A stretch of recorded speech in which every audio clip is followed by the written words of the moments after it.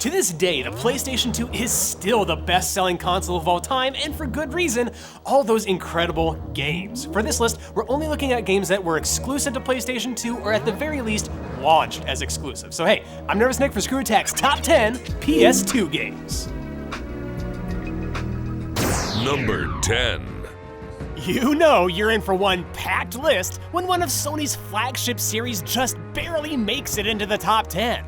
The only thing better than killing 4 ancient Greek mythological figures in the original God of War is decimating more than 15 of them in God of War 2. Even though all these gods and titans and beasts make Kratos look like a tiny, angry white guy by comparison, you'll hardly find another game on PS2 or elsewhere where you feel this powerful.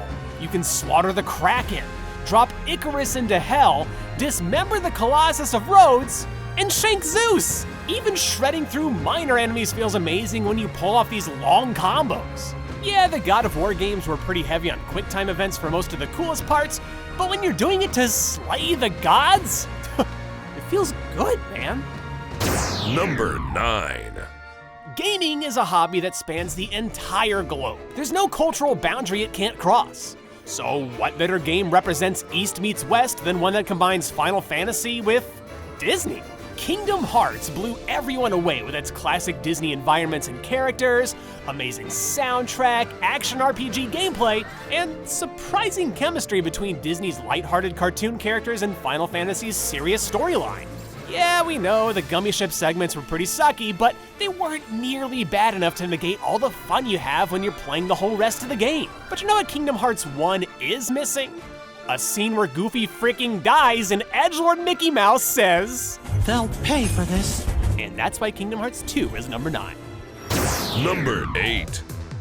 If it's destruction and carnage you want, then you want Ratchet & Clank Up Your Arsenal. This bad boy can fit so many weapons. Shock blasters, nitro launchers, hyper shots, agents of doom, plasma coils, and of course, the fearsome Rhino. But as anybody who's played these games knows, there's more to them than just the simple pleasure of annihilating everyone with the coolest weapons in gaming history. Up Your Arsenal is one of the funniest, most cleverly written games in Sony's library with some of their most memorable characters to date. I freaking adore Clank. I want to keep him. That's not creepy. Number 7. There are two kinds of PlayStation fans. Those who say that Ratchet & Clank have the best PlayStation Buddy Duo games, and those who are correct. Okay, I'm just kidding. But in all seriousness, I am a big sucker for good 3D platformers, and the original Jak and Daxter was the best on PS2. Hey, Jak 2 and 3 were also incredible games, and it's not like this is an easy choice for me. But the precursor Legacy was hands down the best collectathon on PS2. You've got fun movement, a cool cartoony art style, an imaginative world, full voice acting, and even a couple sweet boss battles to boot. Even all these years later, Jak and Daxter, the precursor Legacies, got me like...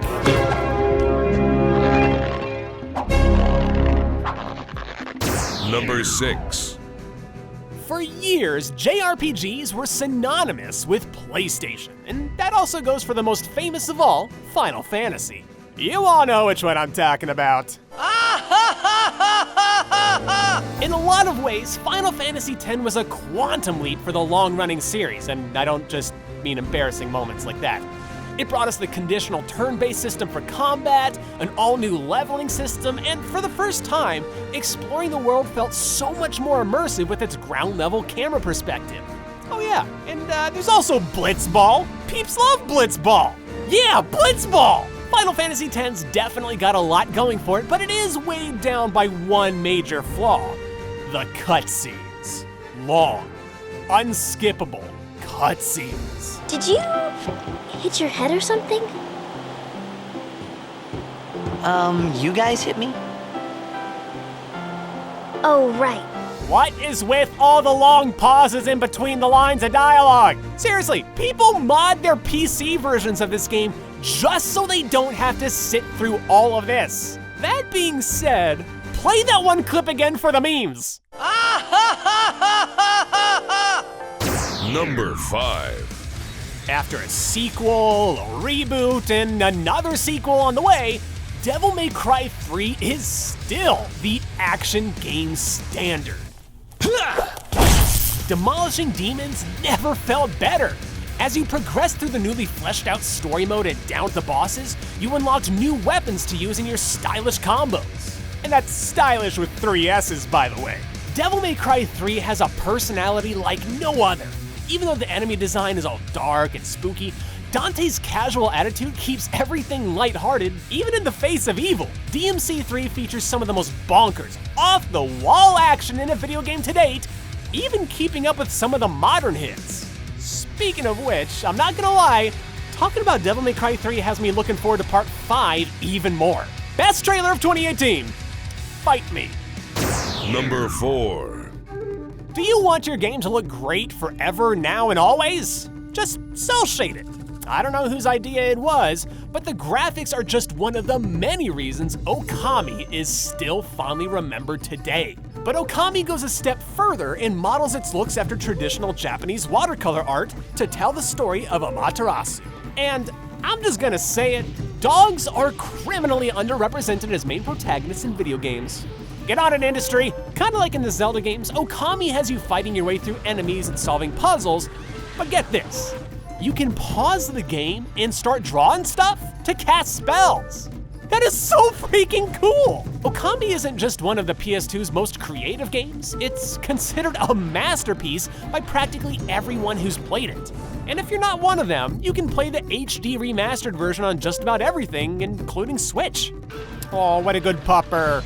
You kill that bad guy. Number 3. You know how sometimes boss fights are like the best part of a game, but you gotta do all this other bullcrap to get to them? Shadow of the Colossus is almost nothing but boss fights, and they are all jaw-dropping. Whenever the day comes for us to do top 10 boss fights, you can probably expect Shadow of the Colossus near the top. Almost every Colossus absolutely towers over you. As you scale each giant, the gorgeous soundtrack seamlessly transitions to an epic score.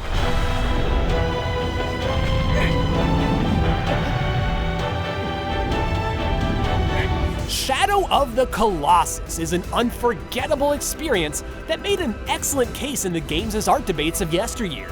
And if killing some of the best bosses in gaming history is artistic, then baby, consider me Picasso, or Mozart, or Hootie and the Blowfish. Number 2. GTA 3 created the modern open world game, Vice City built upon it, but Grand Theft Auto San Andreas perfected the genre. Now we can climb stuff. Now we don't, die from just touching the water. And most importantly, no mid-game loading screens. At long last, Grand Theft Auto's open world of San Andreas was truly free. And that's not even saying anything about the fantastic characters, the quirky story, and unforgettable missions that took us on a rampage through the streets of fake Los Angeles. If you owned a PS2 back in the day and you didn't have GTA San Andreas in your collection, then you were just plain doing it wrong. Alright, before we hit that big number 1, let's give some shoutouts to 10 honorable mentions that just missed the cut. Sly Cooper and the Thievius Raccoonus, Dynasty Warriors 3 Extreme, SSX Tricky, it's tricky to rock-a-rama, dumb that's right, it's tricky! Beyond Good and Evil, because, those last 2 technically were exclusive for a couple of days, NBA Street and NFL Street, we'll just combine them together into one, why not? Katamari Damacy, Gran Turismo 4, Silent Hill 2, Dark Cloud 2, and finally, Eco. It's number 1. It's the best in its series. It's the best on PS2, and many even say that it's one of the best games ever created. Commencing virtuous mission now. Metal Gear Solid 3 is a landmark in the history of gaming. In particular, Metal Gear Solid 3 Subsistence, because it came with a couple of extra missions and all that good stuff. While most military games would have you gunning your way through the enemy, Metal Gear obviously made a name for itself by being about stealth. But it's Metal Gear Solid 3's story, characters, and classic moments that elevate it all the way to number 1. Anyone who plays it will remember parts like climbing the ladder, battling the end, and that ending with the boss forever. Oh, it's so amazing! If you've ever wanted to know what makes Hideo Kojima such an acclaimed game director and you can only pick one game for some reason, you had best make it Metal Gear Solid 3.